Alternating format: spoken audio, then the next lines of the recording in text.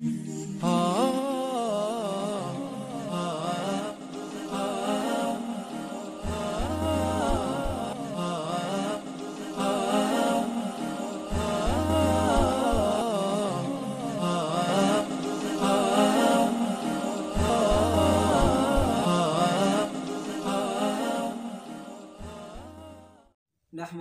व नुसल्ली व नुसल्लिमु अला रसूलिहिल करीम, अम्मा बाद।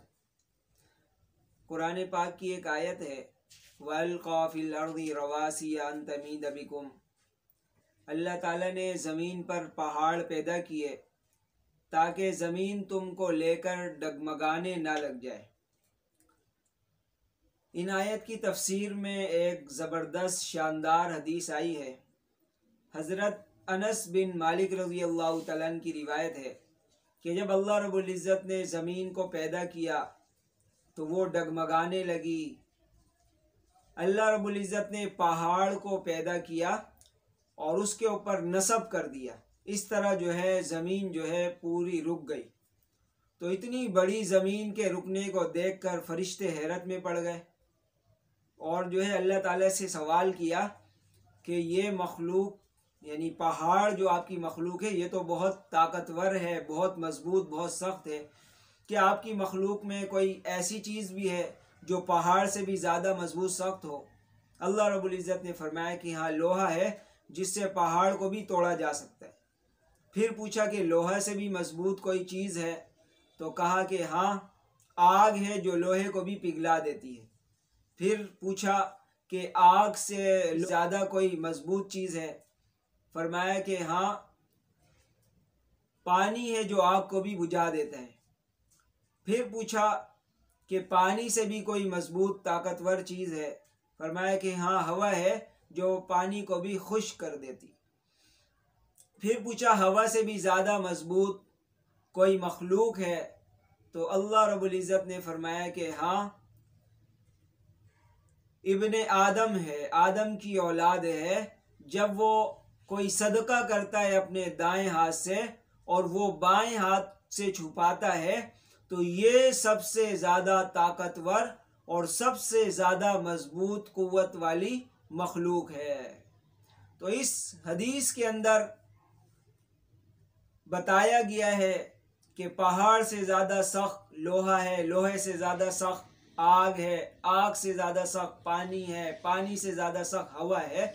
लेकिन इन सारी चीज़ों के मुकाबले में इंसान वो है जिसने अपनी ताकत पर, अपने नफ्स पर काबू पाया हो। उससे बड़ा ताकतवर कोई भी इंसान नहीं। अब देखें, इंसान को अल्लाह रब्बुल इज़्ज़त ने 4 अनासिर से पैदा किया है।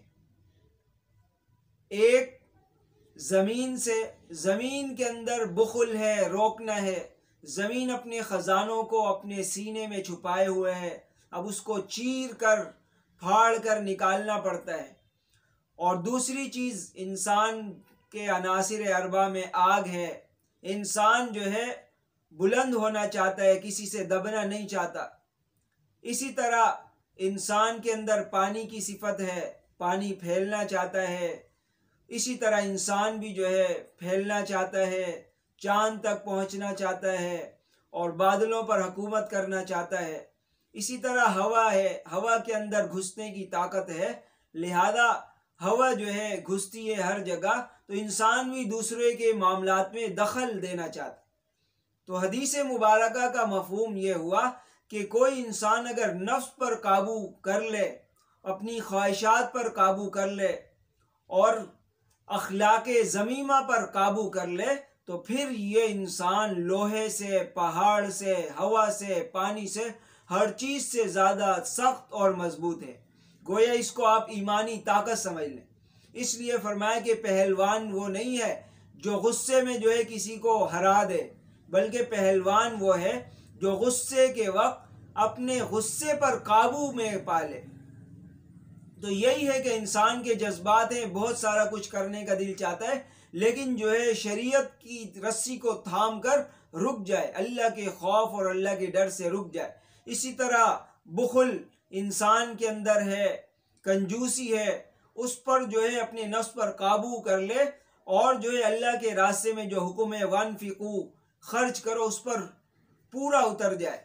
इसी तरह इंसान जो है अना को ख़त्म कर दे, अल्लाह की ज़ात है, अनल्लाह, मैं ही अल्लाह हूँ, अपने सारे तकब्बुर को, घमंड को, हर चीज़ को ख़त्म कर दे, फिर ये सबसे ज़्यादा ताकतवर मखलूक होगी। सारी कायनात की मखलूक़ात इस ईमानी पावर, ईमानी ताकत का मुकाबला नहीं कर सकती। लिहाजा ये सबसे बेहतरीन ताकत है। फरमाया कि जो हदीस में मिसाल फरमाई कि इंसान चाहता है कि मैं अगर माल खर्च करूं तो लोगों को पता चले कि मैंने माल खर्च किया है, दिखलावा हो, शोशा हो, ये सारा कुछ हो। इसीलिए फरमाया कि अगर उसने अपने जज्बात पर काबू पा लिया और ऐसे दाएं हाथ से खर्च कर रहा है कि बाएं हाथ को भी नहीं पता, मतलब अपने अलावा किसी को नहीं पता, जिसको खैरात दे रहा है सिर्फ उसको पता है, या इसको पता है, या अल्लाह को पता है। गोया यहाँ तक कि अगर बीवी खैरात कर रही है तो शोहर को नहीं पता, शोहर खैरात कर रहा है तो बीवी को नहीं पता, बाप खैरात कर रहा है तो बेटे को नहीं पता, बेटा खैरात कर रहा है बाप को नहीं पता, दो जिगरी दोस्त हैं, एक खैरात कर रहा है दूसरे को नहीं पता। ये वो कैफियत है जिससे इखलास आता है, इससे अमाल में वजन और ताकत पैदा होती है। तो अल्लाह ताला हम सबको अपने जज्बात पर काबू करके शरीयत के मुताबिक ज़िंदगी गुजारने की तौफीक अता फरमाए। वाखिर दावाना अनिल हम्दुलिल्लाहि रब्बिल आलमीन।